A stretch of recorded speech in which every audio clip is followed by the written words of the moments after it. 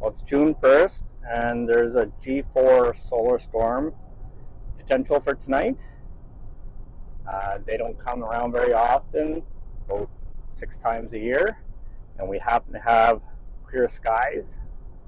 So this is potential to have northern lights almost directly overhead if it materializes. So I'm gonna take a gamble, and I'm gonna head to Peggy's Cove. And if I get the shot I want from there, then I'll venture to Polly Cove, which is pretty close.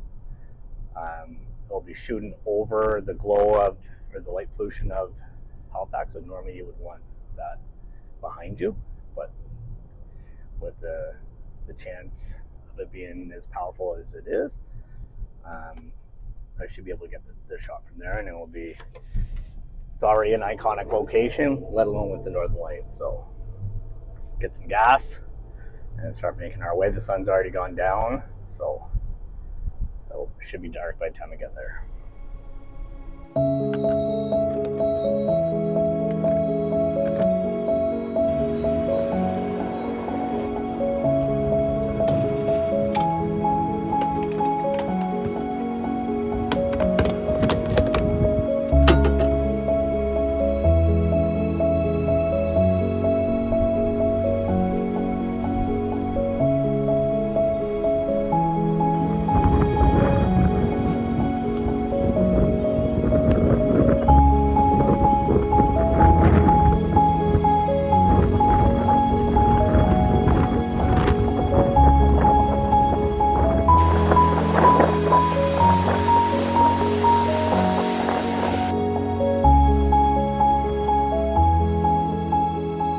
It was really windy. There was spray from the waves that you could see. There was also a cloud bank, but more importantly, the data swung in the wrong direction after arriving.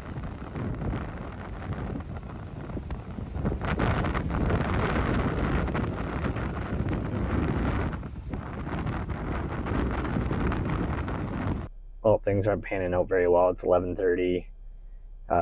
Conditions have been improved for the northern lights.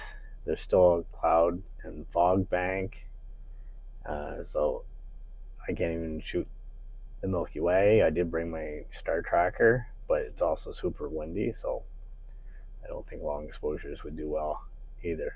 But I can't see anything anyway. But so far, looking like a dud. But back in the car, staying warm, just watching the data to see. Lots of people still coming and going though.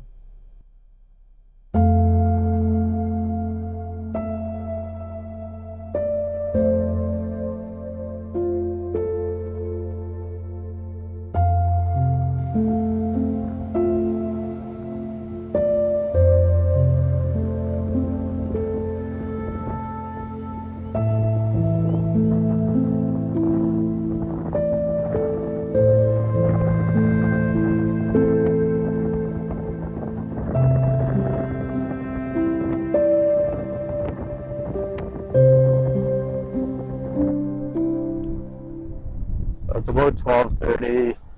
I went back down to see if there was any change in the condition in the weather, but here's her horizon, and the bottom of the Big Dipper's up there, and that whole area in there is cloud cover still, and the data for the northern lights hasn't changed, so I'm probably going to call it, unfortunately, and then the drive back I'll have a view northern most of the way anyway, but I'm not expecting anything to come out of this. Things are getting worse than improving, but hey, it's not chasing northern lights. It's not easy, right? But yeah, we'll go back to the car and warm up. I only took one photo and it was more of a test to see if I could get the lighthouse and the stars sharp in single image. This is looking up and you can see the clouds to the right. There was a nice moon, but I left my telephoto at home. So I just got home, then of course the data kind of looks more favorable, except we still had the problem with the clouds and the fog. So whether that turns out to be anybody that's still out there, but for me it's done, and I'll have to check off Peggy's Cove with the Northern Lights another time. I did one last check before climbing into bed. It only helped confirm my decision for calling it. The activity would start to improve as Nova Scotia went into daylight.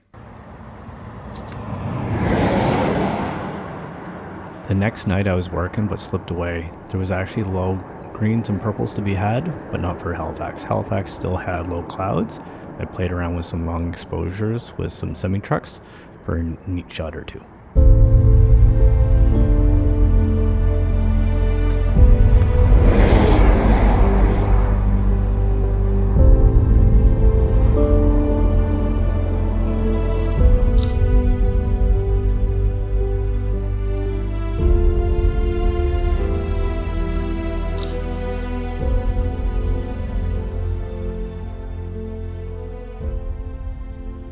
I almost didn't put this video together. The footage wasn't exactly cinematic, and I knew after I arrived, I probably wasn't going to walk away with that epic shot.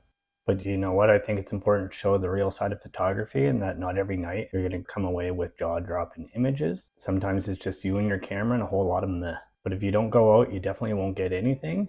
Persistence pays off eventually. All the variables, light, timing, luck, and a sprinkle of magic, will align. And that's when the magic happens. Images like these are your reward for not giving up.